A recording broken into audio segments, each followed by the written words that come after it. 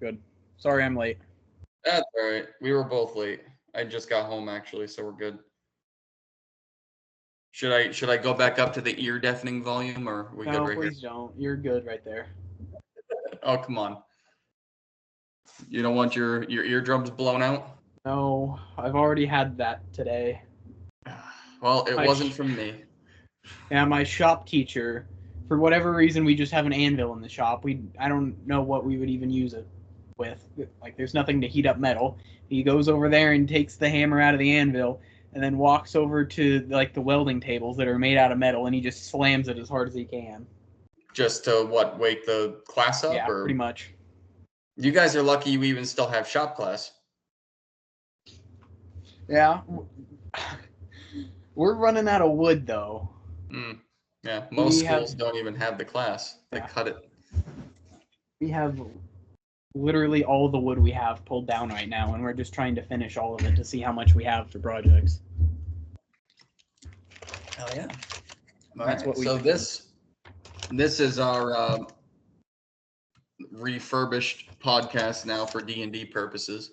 Not the brightest crayon, which I will never change that name. So to start off, please introduce who you are and who you play for campaign 1. I am Judd. I play Steven and Adam for campaign 1. Which one came first? Adam came first. Adam came first. But he died. Okay. Do you remember how that happened? We were in like a little brotherhood hideout. It was like, was it under the big tree or something? Yes. Or was that a different? Okay, yes, that was. No. The big tree, and we were like, okay, we planned everything out. We were like, okay, this is gonna happen, then this, then this, then this. Merida's gonna hide in the walls and then shoot out her little death beam thing. And I went down, and then Malador went down too, and he exploded for some reason when he went down. And then I died. Yeah, that was interesting. Then he got trapped in Yorick's book, didn't he? Mm-hmm. Wasn't that the thing that happened too? Yep, in Yorick's book. Which really pissed off Malador, which faded fairly quickly, actually. Yeah, I mean, until of course he revealed he still had Adam in his book by making that monstrosity, Adam's body with all those other faces on it. So let's start off. Like, what was? Because I know you were new to the group. Yeah. I can't remember what episode you even came in on. I think we were still we were still recording with Craig at that point. Yeah. Fuck you, Craig. It kind of makes me wish that we had done Skype from the beginning, but you know what? It's fine. It's fine. Because now from episode 1 to 19 gets lost in the mystery. Mm-hmm. And it should probably stay that way. Yeah, because a lot of those shouldn't have been recorded anyway, so thank God they're missing. But we'll go back to the beginning. What was your concept? Because I know it was what was your concept for Adam to begin with? I know he was a warrior jar, but like a warrior. What were you hoping for when you came in? I don't know. I chose warrior jar because I was in the middle of an Elden Ring playthrough. Like the first one that I had actually completed. And then I was like, okay, this is cool. I can do this. And I read the stats and it was like, wow, this is a really good homebrew race. Unlike the other ones that you have. Oh, come on. I don't want to be a can of cheese whiz, okay? Come on. Why not? You are like destined to play a can of cheese whiz. Can of cheese whiz. And then I was like, okay. And I started thinking, like, okay, what's Keegan doing? Because, you know, Keegan brought me into this because we had been in a D&D campaign before. Yeah. It just kind of got to the point where everyone was so busy with everything that we just couldn't play anymore. Yeah. And we just stopped. And he brought me into this one. I was like, okay, well, I can be my warrior drawer, and I can, you know what, stepbrother. Oh, there he goes. Nope, I'm here. Stepbrother warrior jar. Bam. I mean, The background, like, I mean, explain the background a little bit, because we didn't really get to go full force into it since we lost Adam. We did. But like, what was the background between you two? Okay. That was mine. Okay, yeah, I know. I was just making sure you didn't need it. Like, that was important. Nope. Straight to mute. I'm actually going to silence my phone because that was rude. But yeah, like, the concept between you two was actually really interesting, and it's that might actually be another what if. I'm not going to lie. Yeah. Because we're doing the what if Octavius lived, even though he's already back alive in the campaign now. But it's like, what if he survived his mission to Salvetti and got back to Cupertanum and you guys were just gone? So that's his what if, because he has some ideas for that one. But I want to do another what if Adam lived, and just have it really realistically just be you and Jake, you and Malador, just like put that background under a microscope, because it was really interesting to me. But explain the concept a little bit, like how I know you guys kind of rushed it together. Yeah, we did. We very much rushed it together. But I know we could have developed it into something bigger. Yeah, was that Adam was like one of the last warrior jars alive, or not Adam? Yeah, Adam. Thinking of the other warrior jar, Alexander from Elden Ring, but he and his mother were like the last two warrior jars, and that they were like a thriving race in Coast City before the Brotherhood started, and the Brotherhood just wiped them all out. But Adam and his mother were saved because, you know, his stepdad is Talon. Yeah. Give me a second. My cat wants out of my room, I think. Well, damn that cat. Did you kill someone on your bed there, Judd?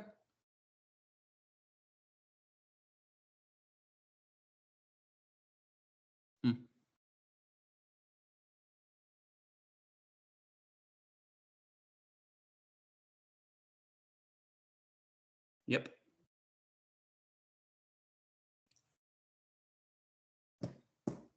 Yeah, that's okay.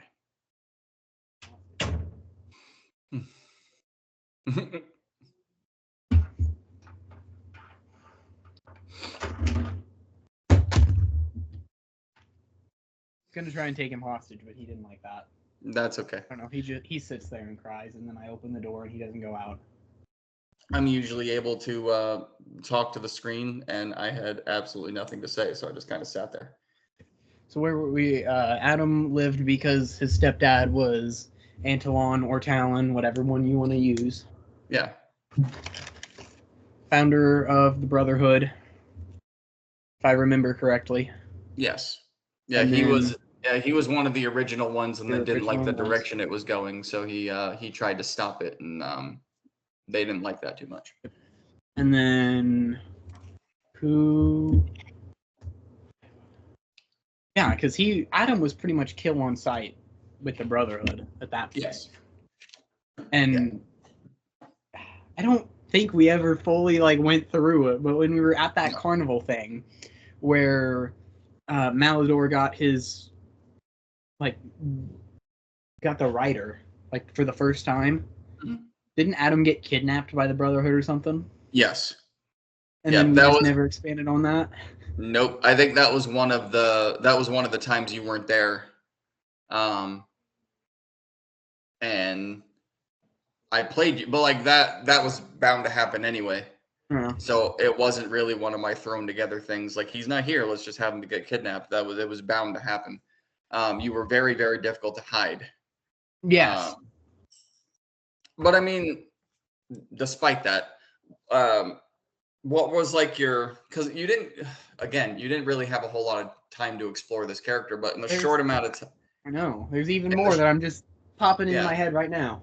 In the short amount of time that you did have, like, what was your likes and dislikes about the character?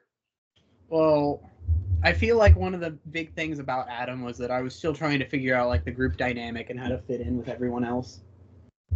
Like, as players, not as characters. Yeah. And I feel like I struggled with that a little bit at the start, but then I kind of found my way through, and like right at the point where I like kind of figured everything out, he got killed. So then I got that do-over with Steven. That was like the biggest thing with Adam. But then the next biggest thing was like, okay, how can I not only be a part of Malador's story, but separate myself into my own story? Yeah. And that was the next big thing. But I was kind of thinking in the back of my head, like, okay, I can explore the family dynamics between my father, my stepfather, and my mother. Like, you know, my stepfather killed the rest of my race, pretty much. Yeah. And he didn't know that. Didn't know anything about Antolon. And he had a cursed sword. He still has a cursed sword. I don't think we ever brought that up. No. But he stole off the family mantle and it got bound to him. Yeah, it was later discovered, I think, either while I don't know if it was while Adam was still alive, but it was later discovered that Antolon was forced to kill the family, like he didn't want to. I think that was when he was still around. Yeah, and he had a change of heart right at the end, which is why why the mom and Adam survived. Mm-hmm. Is because he changed his mind right at the end, and then I believe adopted Adam to protect him. Yeah, it's a whole story plot that we didn't get to get into. I mean, I noticed during your gameplay, and it wasn't just with the. I mean, yeah, you guys were all kind of trying to figure out how to be a group together, but like. My struggle as the DM was knowing that you were a 250-pound, 6-foot, like cement potter plant. Yeah. So when I would focus the camera on you and go like, "Hey, what are you doing?" I wasn't expecting much, and that's not because you're not a good player. It's because like, what are you gonna fucking tell me you're doing? So, and it wasn't me avoiding giving you time. It was me going like, "Okay, I've." Everyone else is gone. There's been plenty of things that happened. Let's see. And like Jake always trying to get you involved was funny when he was like, I can see the look on your face. Like, I don't even have a face. And then everyone just started taking pot shots at Adam. Like their idea of turning you into a Claymore mine was hilarious. That was actually really fun. And I allowed it at one point, I believe. I think they poured ball bearings into you and shot them out, and I had each one roll damage. 1,000 ball bearings, and I used it 2 or 3 times. Yes. But then I died. Yes, it was a very, very clever concept.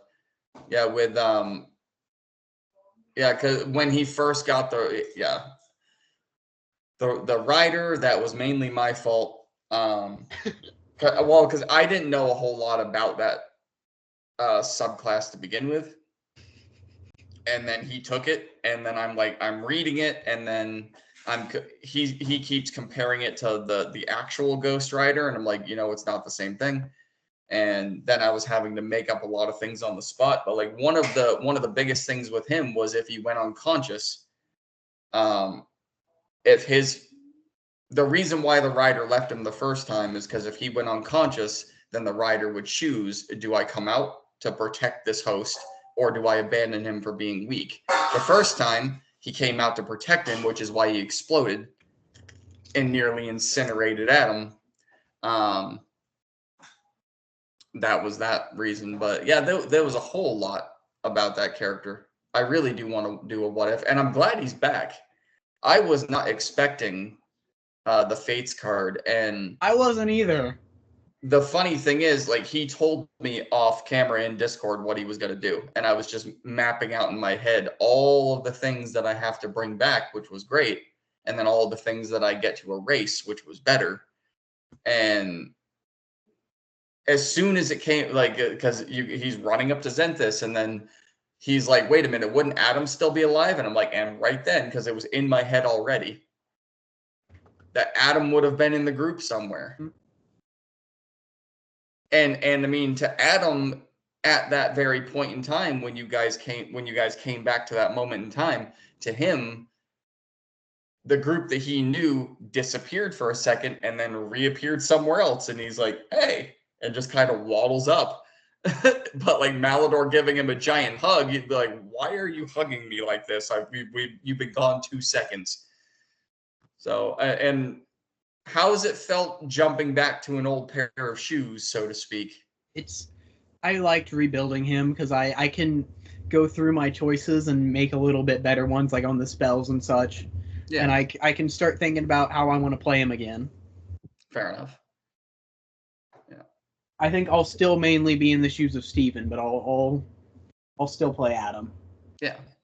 Like combat scenarios and shit, but we'll see. Well, because like Tyler has Zenthus now, who's level 4, so that's fun. Okay. So then after Adam passed, how did you come up with your idea for Steven? Oh God. Because I'm not even gonna lie. Like I love the whole thing. When you first told me that he was going to embody a like real living person from planet Earth. Okay, I only did that because I went to Amish names on Fantasy Name Generator as a joke, and that one popped up. Okay, so. But the fact that you took that name and you took the writer concept and like all of that, and you're just like, hey, I ran into the real Stephen King and killed him and took his life. And the fact that people believed it because you're not human. No. In my mind, literally in my mind, when you said I found Stephen King, the writer, and killed him and took his life, in my brain as the DM, I'm going, okay, he's also a satyr. We're not going to say that out loud. We're just going to let people think whatever they want. But I know silently we're on the same page. He was a satyr. Perfect. Because like recently it came up, well, you're a satyr. What did the writer look like? And you never answered them, which was perfect. You never fucking answered the question. Well, the whole idea was that, okay, I'm taking like all the different things for like deception. Like, okay, I have the ability to perfectly mimic speech of anyone that I've listened to for a minute. I have several ways to disguise myself, whether through spells or actual disguise kits. Yeah. And I was like, so I just figured that he looks I just stole everything, even his looks. Yeah. It was good. But like the Quickminster and all of that, like how did you come up with that? Was that an also on the spot thing, or did you take a minute to put it together? I thought about that, and I was like, okay, well, what's he gonna do once he goes back to the original Stephen King's life? And that's what I came up with, is that like also that would help him blend in more. Yeah. Is that if he goes back to where he originally came from, and like, because the original Stephen King left on like a spiritual journey to like find himself. Yeah. He didn't have any family. All he did was write. Didn't do a whole lot. Yeah. So he goes back. He's found himself, and now he's singing songs about the king and how great he is. And he's training the troops and everything. Yeah. And I mean, this is why on campaign 2 we're going to go a little bit slower with the start and put everyone's character under the microscope for a playthrough. Because I was trying to get you back into the game. And again, it was like, well, they're dealing with this right now. So the easiest way, and you told me that he did take odd jobs and shit for knowledge and travel and all of that. So it's like, okay, well, let's attach him to Relictus because that's who they're dealing with right now. Yep. And then let's send him to Coast City because that's where they're going. And it was the easiest way to get you back into the game. Do I wish that we would have taken a little bit of time to both get to know the character instead of just pushing you in like we did Adam? Yes, but we didn't. How would you say, because you've had Steven a lot longer. Yes. How would you say that he has evolved from when you first came in with him to now? I feel like... How has he changed, for better or worse? Intentions were a lot more malicious when he started. But that has changed in light of Garrison. Yeah. Purely because he feels like that Garrison could kill him in the blink of an eye and has no idea why he hasn't already. Fair enough. Because every time they bring up, like, okay, why did you just tell us this, no hesitation? I have to remind them that my very first interaction with the party was watching Garrison jump 2 sashes in an alleyway, kill one, put his head on a spike, and intentionally leave the other one to run away to traumatize him and let him know, like, all the other Brotherhood members, that they're out for him. I do miss the darker Garrison. And he was a former Brotherhood member. I do miss the darker Garrison, I'm not going to lie. When he was a lot more, like, irrational. I do miss the darker. He used to just, like, pulverize, and now he's a lot more tactical. So that's how Garrison's grown. And to continue to expand on that, when I first originally came up with him, I'm like, okay, Stephen King, this is just another identity. He has several more lined up. If things don't go wrong, he can skip town. Yeah. But now it's kind of like, okay, he's actually enjoying this life. This is the first time he's ever lived, like, the closest thing to a normal life, like, that he's ever had, except for when he was a, like, itty-bitty little satyr. Yeah. My cat's crying again. It happens. Do what you got to do. You making dinner? All right, good. Good. What are you doing that video for? I thought.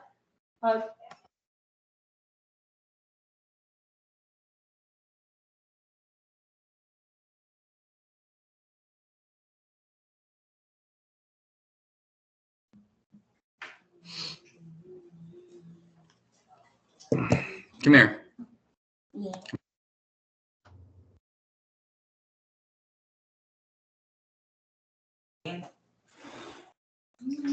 What we got? He had to let his cat out. Hang on a sec. Be right back with you.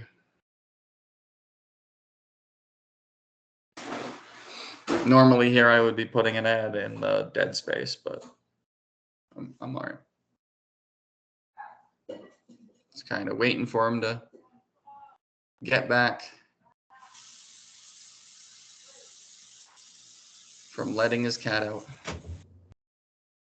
Do do do do do do do. I put him out of my room. I'll let him it's over.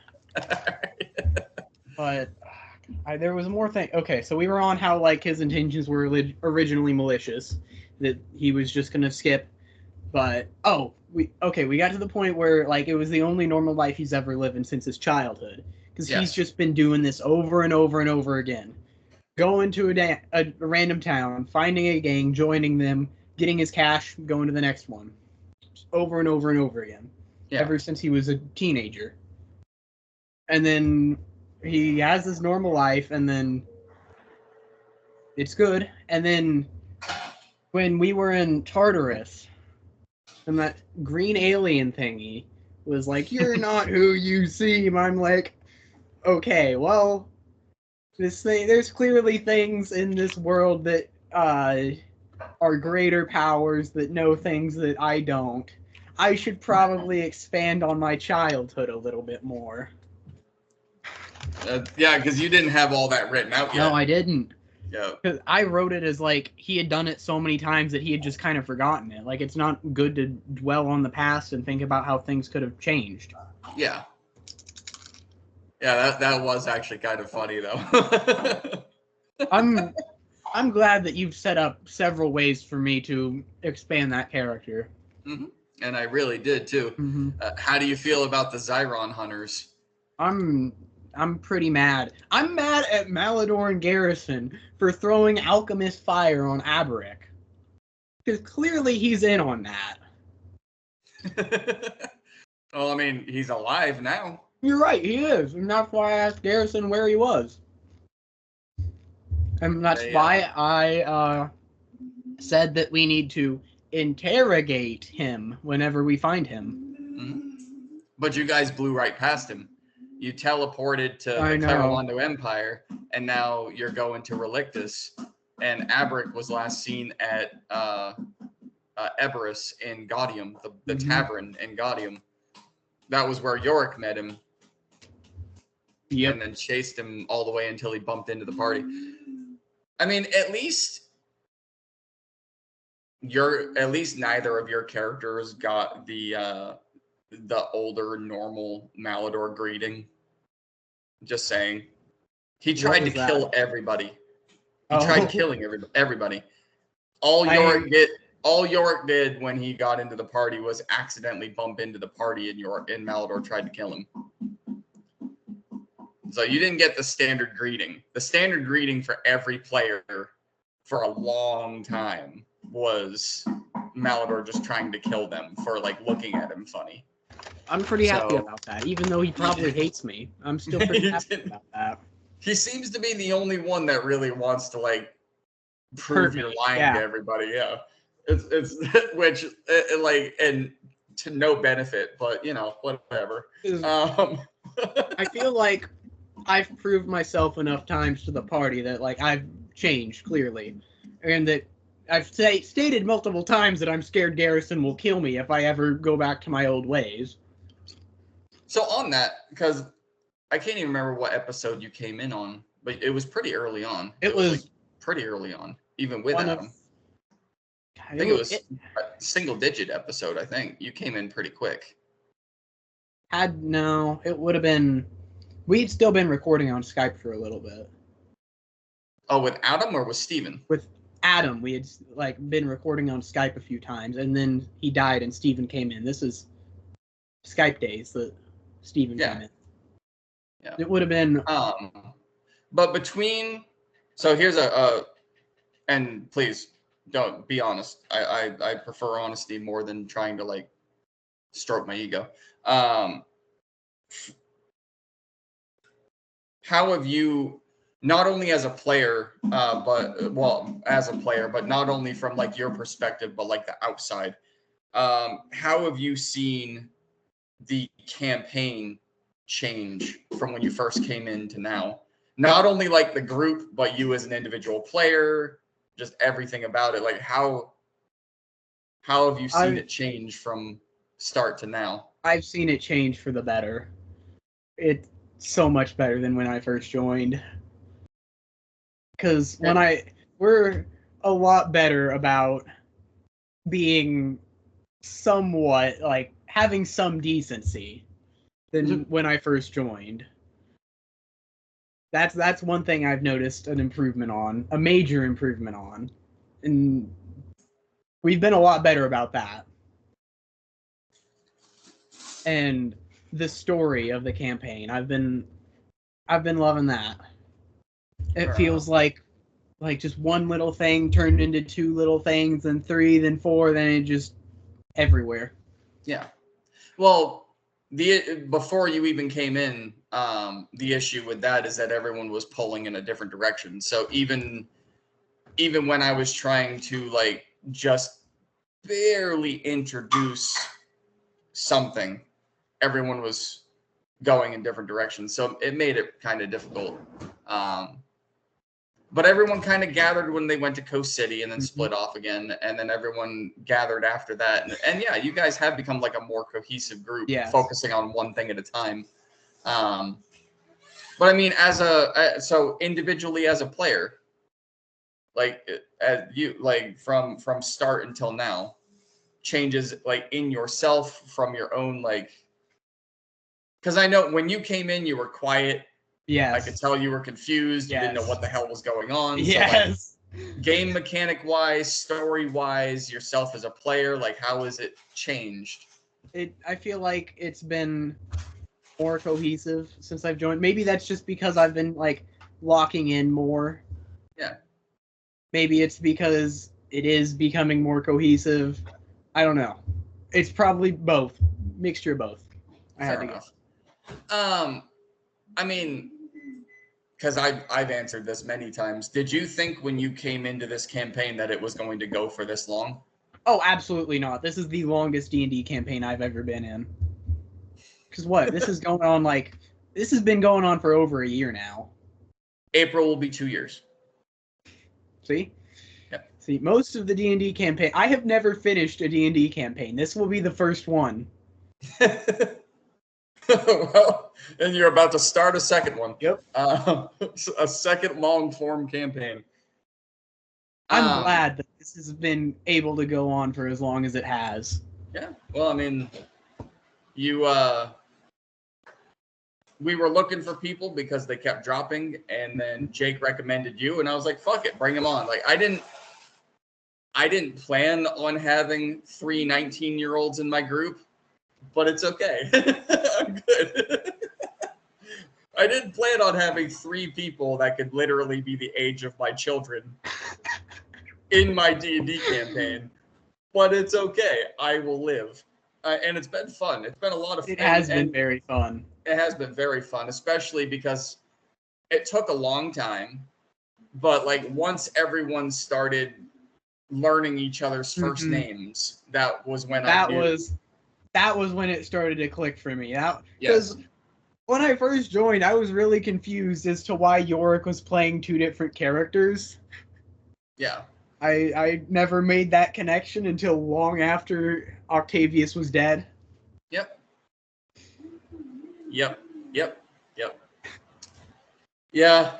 and that, I mean, that's another one. Like, he has a hard time distinguishing the voices because because like he put a lot of work into Octavius, and then he died, much like Adam. And then Yorick was just kind of thrown together so he could keep going in the campaign. So the voice kind of followed.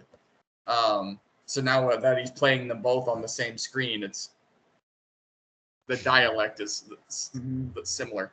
You're lucky Adam doesn't talk. Adam talks, but I've got a voice for him. I used that voice in the little cooking episode.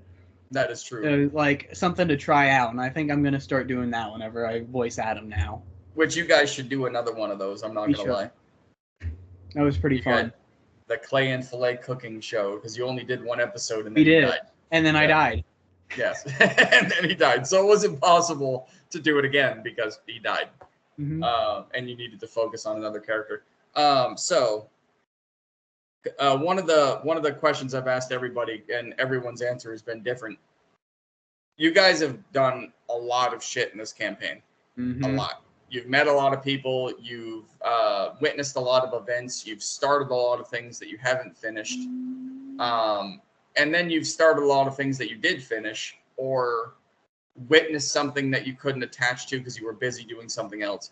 What's one event throughout the whole campaign so far that you wish you could have been a part of or explored further? Oh my gosh, there's so many. I know. That's why I love asking this, because everyone has had that same reaction. Everybody. What's one event that you wish you could have been a part of or explored further? This is all my things are in the Coast City era of this campaign. And that's okay. Because, we kind of figured out, I wanted to explore that alternate timeline more. Yeah. Because there were so many things we could have done. I wanted to take Lyle back, but Garrison said no. That's obviously one. That's not the big thing. The big thing was when Garrison Siri went missing right after I figured out that she was a double agent working for both bRiGhTeSt and the Brotherhood. And the crooks. What was that? The tree. What was that called? The Crook's Den or something? The Crook House. Crook House. The Crook House. She was working there. And then I'm getting ready to blow the lid on this, tell everyone, maybe we'll get some information out of her, and she goes missing. And then Garrison finds her body just stuffed inside of a wall. In the Crook House. In the Crook House, by the way. And we just kept going. Nope, no one explored a damn thing. He didn't tell anybody. He took a ledger off of her, and then he just put her back in the wall, and he didn't say anything. I feel like that was the most major thing, because there's been some other things like the axolotl. That was another thing I wanted to explore more, but Siri is the biggest. Yes. There's a lot of what ifs that we could do. There's a lot of that's why, even though the campaign's ending and we're going to be going to campaign 2, there's a lot of one shots, I guess you could call it. While if we're not able to play the main campaign and campaign 2, I could take everyone into a one shot and take an event and put it under a microscope, like the axolotl, like the Siri. there's so much shit throughout the campaign. I could literally just in the group chat say, hey, what's an event you want to explore? And then all of a sudden, boom, and I build a game onto it because I still have everything. Yeah. Everything that I've introduced to you guys that you just fucking whatever and walked away, I still have it. It's just sitting there. And every once in a while, you'll see me roll a die on camera. And it's me just going like, okay, well, this part of the world's reacting to this, and this part of the world's reacting to that. And I'm just listening to you guys talk about the current thing. And I'm like, okay, yeah, all right, cool. And it might not have a direct impact, but I still got to keep track of all the huge chess pieces going on. Yeah. Okay. So we got that. So the axolotl and Siri, that gives me some ideas because I wanted to explore those too. There's so much shit that I want to revisit with willing participants. So another question I'd like to ask is, out of everyone that you have met, NPC-wise, not players, because that one's obvious. We'll get to that later. Out of everyone that you've ever met throughout the world of Mundos so far, favorite and least favorite? Favorite, that's easy, Lyle. Least favorite, that's also easy, Vidar's dad. I hate that man. Oh, Alcaron? Yep. Is it because he came up and wiped the whole team out? Yes, and he pretended to be one of the soldiers that I trained. And then he literally stabs me in the back. And then just fucks off to who knows where. Oh, man. And he's done this several times. This is not a one-time thing. This is a several occasion thing. Yes. He just keeps coming and going. He appears to test Vidar, and then he disappears.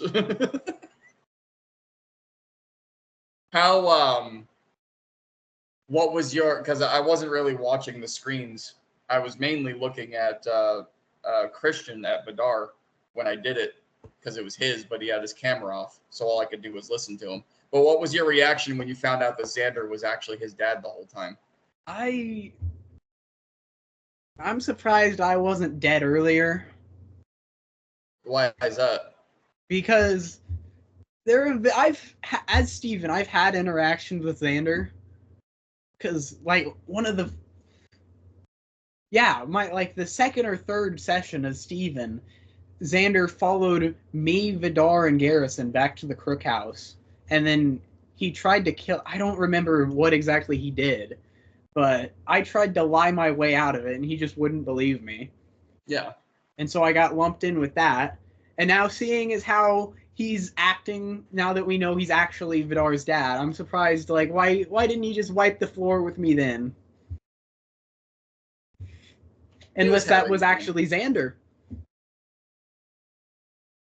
I mean, no one really can pinpoint when the switch happened. Absolutely no one can pinpoint that. No one can pinpoint when it happened.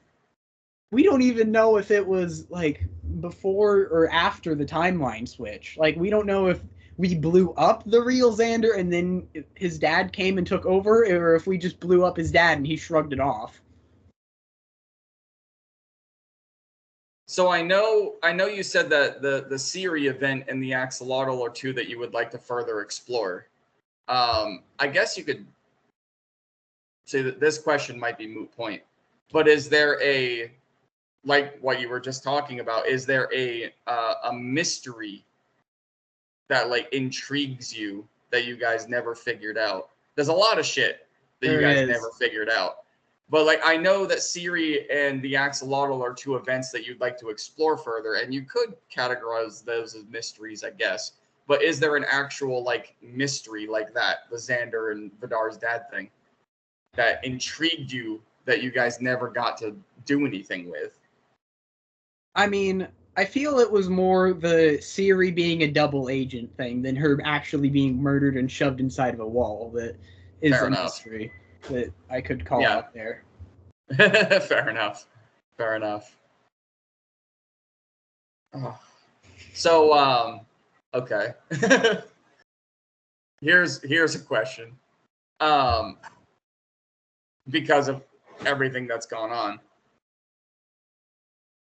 Given that it's a long-form campaign, where did you see it finally ending? I mean, other than death. Let's not. Other than death. I still have no idea how this campaign's gonna end. Oh, I know, but like, true. That is true. That is true. There's been so much shit that's gone on, but like, have you like seen an ending or felt an ending, been able to pinpoint where one would be? I have not. I mean, I kind of figured maybe at the end of the Coast City era, like we would do a neat little bow tie and everything. Yay, everything's fixed, and then we can go back and solve up all the other little problems like the Siri thing and the axolotl. But no, we just kept going. Just kept going. And you guys left a lot of disaster everywhere. Yes, we did. Every fucking place you went. We are literally terrorists in that other timeline. Well, no, not even there. Like even on this one, there's been very few areas that you left better than when you arrived. Yes. It's all been worse. What has your favorite encounter been? Either battle or otherwise. It doesn't have to be a combat fight, but like your favorite encounter where it either could have led to a fight or actually was a fight. What's been your favorite one? This isn't really an encounter. I mean, it kind of is. But, like, when we were in that alternate timeline and we were, like, seeing, like, Antelon, Ro, and Xander, like, building the foundations of the Brotherhood, I really liked that. Yeah. I really enjoyed that. Even though it doesn't really fit the question, but that is something I have enjoyed. Yeah. Well, I mean, Christian said that one of his favorite parts was that little investigation I had him do in the alternate timeline when he was following the kids that were carrying the bombs that were meant to blow up the inn that you guys were staying in. Oh, I think I remember that actually. Yep. He said that was one of his favorite parts. So it makes sense. Because when you guys got to that timeline, the Brotherhood wasn't in full force yet. No. You were literally watching them put the bricks together, build the foundation. So I wanted to give you guys a glimpse of what that looked like. So that was fun for me too. Because I got to go back a little bit in my notes and like, hey, this is how it happened. Okay. So your least favorite encounter, the one you that boiled your blood, you hated it. I don't want to say Vidar's dad again, but that one's pretty far up there. Yeah. I want to say one of the fights we've done on Gladys, but I don't remember which one. There's been quite a few. Was it the bird fight or the Aberith fight that like all of the like snot cannons got broken, like everyone was going down? It was one of those two. That wasn't the dragon fight. No, it wasn't the dragons. It was the Aberith or the birds. I think it was the birds. It might have been. I'll have to go back and check. That one, I was stressed out with that. No. For anyone watching this, go back and review and let us know in the comments which episode this was and what the creatures were, because there's been quite a few. Mm-hmm. You guys had the Aboleth. You guys had the Cloud Giant. The dragon fight. You had quite a few on there. You had Gary. Yeah. The giant. Oh yeah, it may have been Gary. I think it was Gary and then the smaller. Yeah, because they were like. Yeah, because they were crawling up the sides of the ship. Yep. I think it was that one. Yep. That was that random roll in the desert when I wanted to bring in the giant Gary for you guys to fight. Yeah, because Merida almost died, permanently. She almost fucking went out completely. And it was one roll. It was one roll that saved her. And it was the fact that Yorick, put his body over hers that saved her life. He almost lost a second character that day. Oh, man. Oh. What'd you think of that last Elwyn Crow battle before it got changed by his fate card? I was more or less thinking that I didn't think it would go that far to be like an actual battle. I thought she would show up with Octavius and Xanthus. Yeah. She'd show up with him and just be like, ha ha ha, you will never stop me, and then go do her thing, destroy the Clarilondo Empire, but I didn't think it would turn into an actual fight. Yeah. Because she's done that to us multiple times. She's just kind of sent us off to like some random pocket dimension while she's doing her own thing. Yes, and she has. Yeah. Yep. And I can actually say this now because the fight's done. Is every door that got opened, like when Cammy started somersaulting around the others and brought all 6 out, every element Crow and Xenthus made them stronger. So added more health, it added more damage, it made them stronger. So the fact that he pulled that card and then went down twice, got back up a third time, and immediately used it, it saved everybody. Mm-hmm. Your chances of winning that were low. Yeah.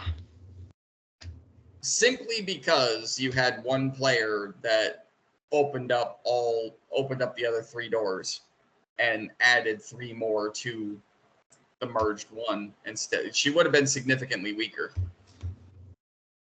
Okay. Here's one just because of what's transpired. What would you have changed? Because but let me. The Fates card works for the person who draws it. Oh, you're talking about the Fates card. So Malador. Well, no, and we can go into what you were thinking of too in just a second, but because now I'm curious. But the way that card works is because of Malador is the one that grabbed it. It had to be part of his past, which Xenthus directly was part of his past. It's because he felt so guilty because he was the one that forced the party to go to Coast City and leave Xenthus behind. So that was the one he wanted to go to. But what would you have changed if you drew that card? What would Steven have changed? Steven would have changed never getting involved with the gangs. Okay. Because he has to live. Now he he already knew that there were people out after him. He has so many people out after him. Yeah. He has no idea if he's going to wake up the next morning. Everyone hates him. You seemed a little not really surprised. You seemed a little honored about the Zyron hunters. I'm not going to lie. You seemed a little okay, all right, cool. I figured that, okay, the Brotherhood hates me and people know who I am. I figured that maybe there would be something out there. All right. So prior to the Fates card, I asked you what you would change. You had something cooking. Oh, I thought you were gonna ask what would I change about the campaign in general. Yeah, go for it. I've been really happy with how this campaign has gone. There isn't anything I would change about it. All right. I will say, because I'm not afraid to admit it. When I first started this campaign, I hadn't played or led a game in 5 years. I was very, very rusty. I had no fucking idea what I was actually doing. And when I started it, it was a whole other group of people. Christian's the only OG I have left. And when I first started the campaign, I didn't expect it to go past the 3rd session. So I had 3 sessions made. I had the first one when they were all the chain gang. And then by the 2nd session, we had already lost a player. Oh. At the end of we had already lost a player by the end of the 2nd one. Then I brought on a couple more. By the 3rd session, Tyler, Jake, and Corey all came on. So that completely rewrote the entire team. And then by the end of the 3rd or 4th session, Wyatt left. And then I think you came in. And then Jill came in. And then of course Azriel and his wife that played the cat and the turtle, they both left. So I mean, those early days, there was a lot of changes. That's why I tell people Like, watch it from episode 20 on YouTube if you want to, but if you want less confusion, start at 31, because that's when no one leaves anymore. That's when the team is the team right there. And then just listen from episode 31 on, and you'll get the lore of those episodes you didn't see, of those other 29 you didn't see, because it is very fucking confusing. It is. The team changed about 3 times. From 0 to 31, the team changed 3 times. So it got very confusing very quickly. And there was a lot of the lore buildup. And here's the problem. A lot of the lore buildup of this game had to do with people's backstories. Yep. That's the way the game fucking works. So I had everything from Mundos built, but like, tell me where you're from and I'll drop it into the world. Give me your backstory and I'll drop that into the lore. And then they leave. They leave the game. I'm like, okay, well, what the hell do I do with all this information now? Because the other players know that this exists. Do we just pretend it wasn't there? Which we did. We just pretended it was no longer there. Like, aside from little jokes, you guys pretended the turtle just disappeared. You pretended the cat dragon just disappeared. Aside from little jokes here and there, you guys just pretended shit just wasn't there anymore. So we just wiped the floor with it. And that's kind of why I'm grateful that the group is still the group. Everyone intends on sticking around. Yes. And we can start from session 0, and actually prior to session 0, and record the whole damn thing up. That way there's no confusion. We can go back and look at anything. It's all going to be recorded on Skype. No fucking Craig this time. Yep. Yeah. So I know you said you have no idea. You successfully warned Durham. Yep. You know what? Actually, this is a question too, now that we're so close. Just because I've asked everybody else this question. If you could pinpoint one person or one being as the BBEG, but now remember, you guys went more than a year back. You guys basically went back to episode 8. That's where you're at right now. So at this point in time now, who would you pinpoint now? Not with all of the build-up before, with everything that transpired that you guys caused, but like now. Now, who would you pin? Yeah. I would pinpoint Ellenwyn to be the BBEG. Okay. Because, I mean, I feel like her and Relictus have been like spearheading this whole like takeover of the whole region. What made you, because you thought it was the Thinkers for a while. Yeah. So what made you move away from that? Oh, because I thought we killed them. Fair enough. Well, no, you killed one. We thought we killed. There's 6, and I thought we killed 3, but we only killed 1. That's and right. That was all of them are undone now. Yep, that's right. Because you guys did successfully kill Zaru. Yes, you thought in the alternate timeline that you took out Dartham and Ruinette, which would have only left 3 more. Yep.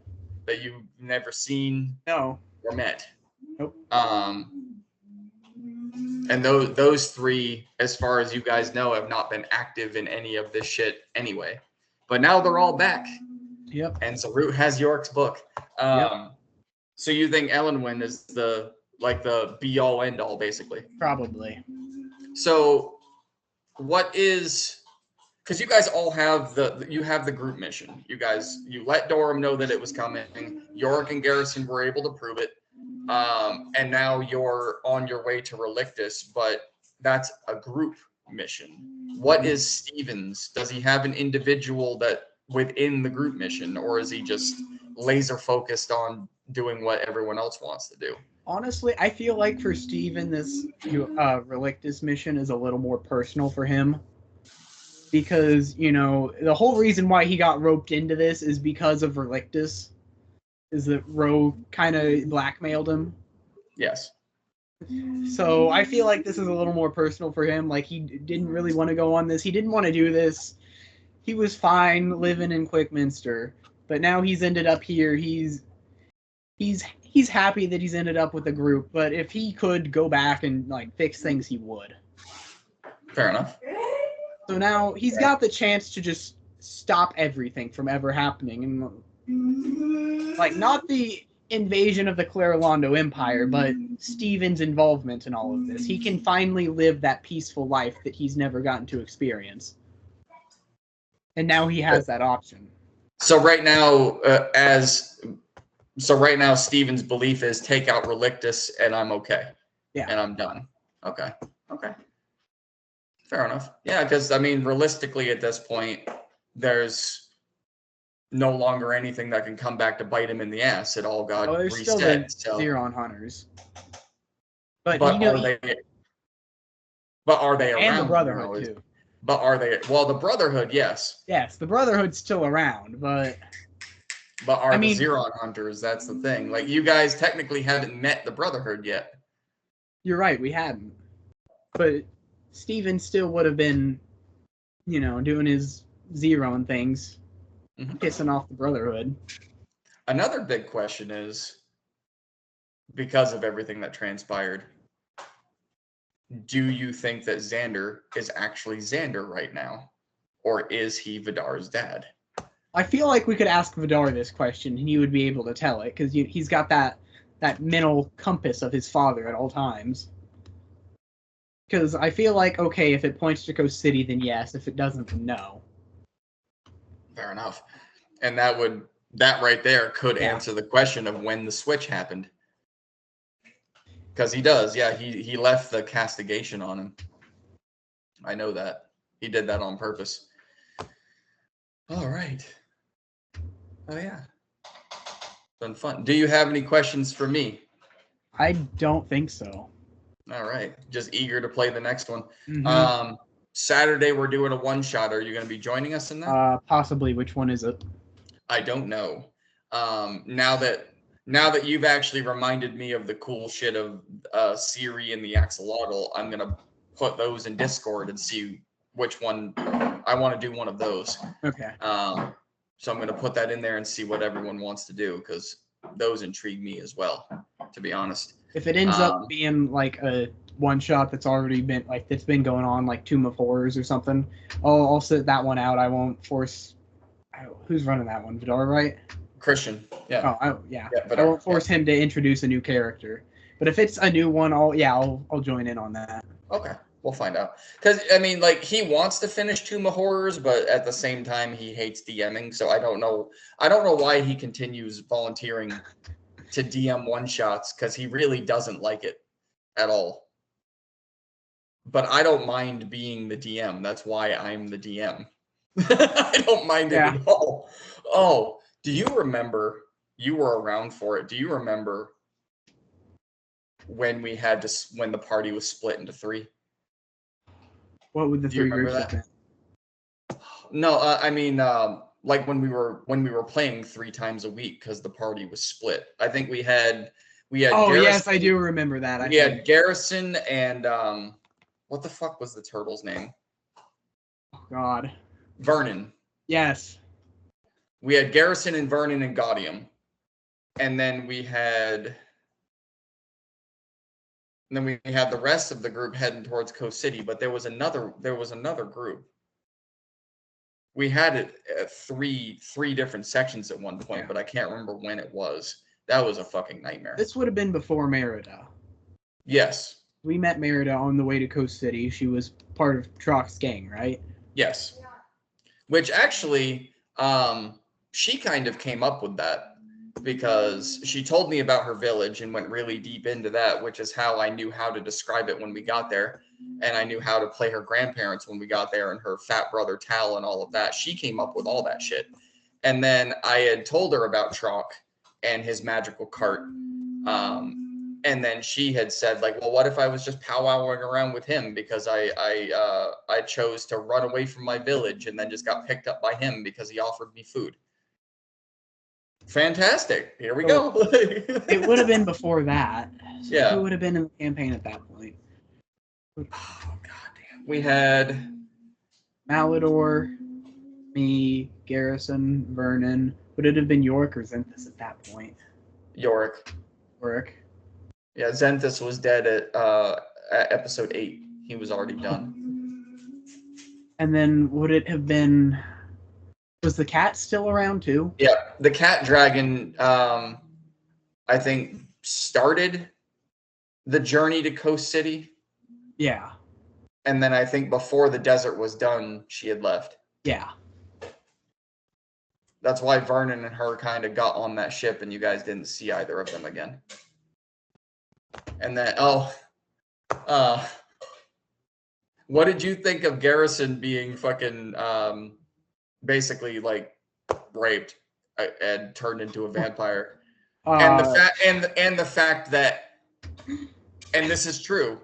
If any of you had gone into that room, he just happened to be the lucky one. Well, I'm glad that it. Well, I won't say that. Or I did not say that.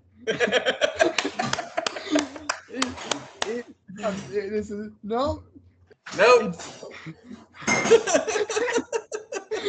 I think if it were any of us, I think it was the best for Garrison to receive the powers.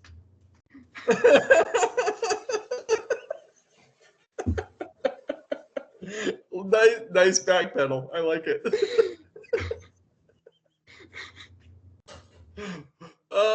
Yeah. Actually, I think it was, because if it had been Malador. Oh God. Yeah. Just like Were Shark, Vampire, Ghost Rider, and his deck of cards. And the head. Yeah. Oh no, he's funny. I like that because like I told you guys before, you don't like Mimir? No, because he keeps deafening us and blinding us every single time he remembers he has it. Well, no, that last one was actually Mimir. That wasn't even a command. That last one was just Mimir because Malador woke him up. So like an asshole, he decided to scream. But everyone made the save. I'm surprised that we all beat the save. Yeah, but Malador has come close to death twice. Mm-hmm. That disintegrate spell that he just, like when you guys got to the Empire and he just went into the witch doctor's house. Because that Clarolondo Empire, that was part of another campaign that I had played. Mm-hmm. That city was 2 years, like actual real life years I had built that city. You guys explored probably 5% of it. That's it, quite literally. And that's including Malador and Merida being magically teleported to the food district, and Cammy discovering that old guy in the rocking chair, and the gladiator games, and the big tree, and the giant territory that Garrison had to fly over to get to the Vampire Club, and the colleges I pointed out to you, and the Blue Heaven Tavern. 5% of that city is all you guys saw.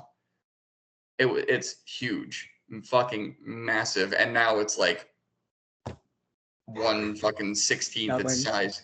Yeah, but to picture a year and a half from where it is now to where it was when you guys first got there, something big has to happen.